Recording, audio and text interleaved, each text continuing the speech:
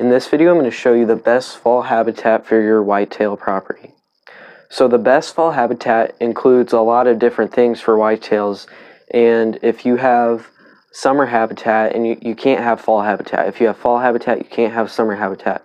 So you need to make sure that you know what habitat that you have on your property. It's really easy to find what type of habitat you have, because all you have to do, set out a trail camera, do a little bit of scouting. You don't even have to do the scouting, that's just extra.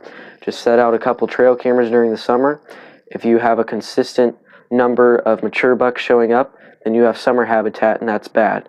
If you set your cameras up again in the summer and you have an inconsistent amount of mature buck numbers that are just random bucks coming in and not consistently, then that is a really great sign that you have a fall property and a great hunting property too.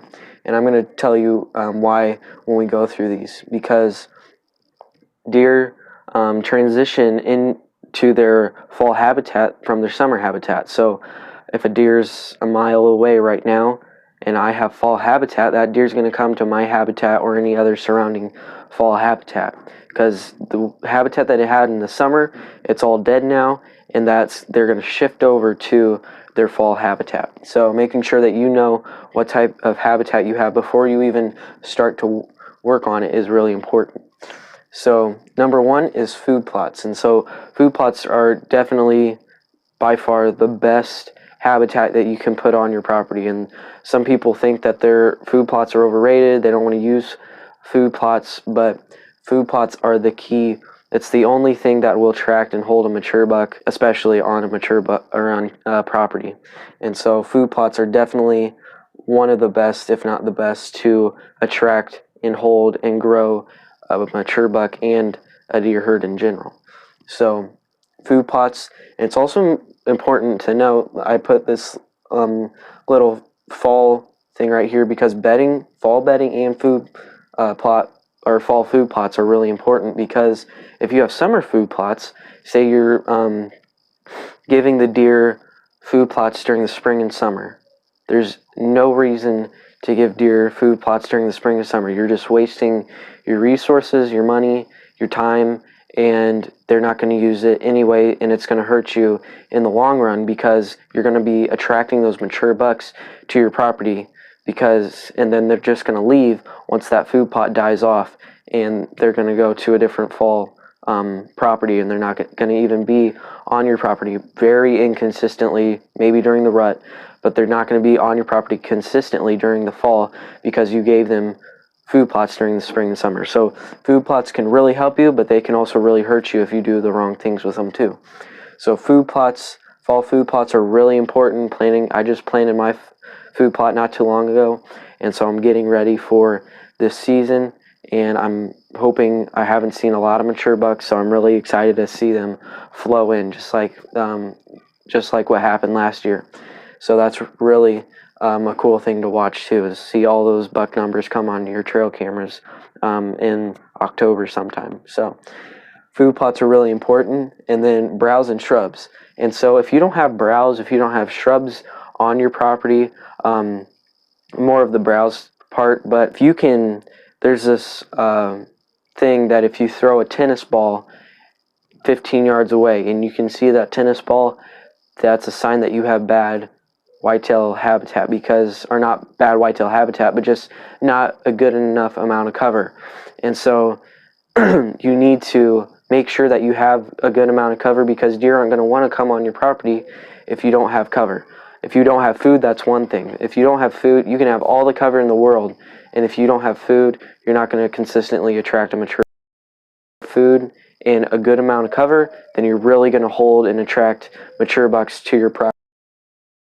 We have bedding. So fall bedding is really important too. Summer bedding and fall bedding are different, just like fall food plots and spring and summer food plots, because the majority of the time, 95% of the time, where a mature buck is bedding during the summer is not where he's going to bed during the fall, and that's going to be his home range for the summer, but you're not going to be able to hunt him during the summer.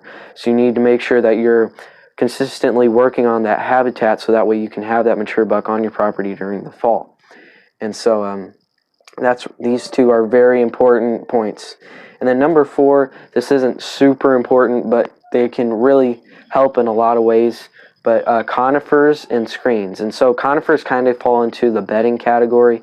If you want to make a really weather-resistant bedding area, a weatherproof bedding area for whitetails, then conifers are really good. If you mix that with switchgrass, mix some food in there, like just shrubs and like red osier dogwood, then you will have a really good weather-resistant snowstorm, thunderstorm, rain, just really a thermal bedding area that will keep deer feeling safe and secure and even warm in some conditions in your bedding areas if you put conifers in them and you do the right things, right steps to make sure that they have conifers, they have switchgrass, they have this different diversity of plants to help them in their bedding areas. And then screens, you can do screens with conifers too. Like I've screened off the whole food plot, screened off a bedding area, screened off my tree stand access. So there's a bunch of different screens that you can use and a bunch of different purposes for those screens too.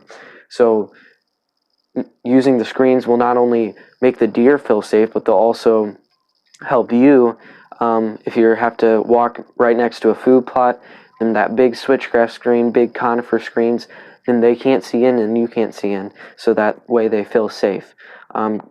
Another thing with the access, if you have switchgrass access, they don't know that you're coming in. You slip in there really quiet, and that's what I've done with my mock scrape waterhole stand location right this year. So best fall habitat is the best habitat that will hold consistently mature bucks in the fall.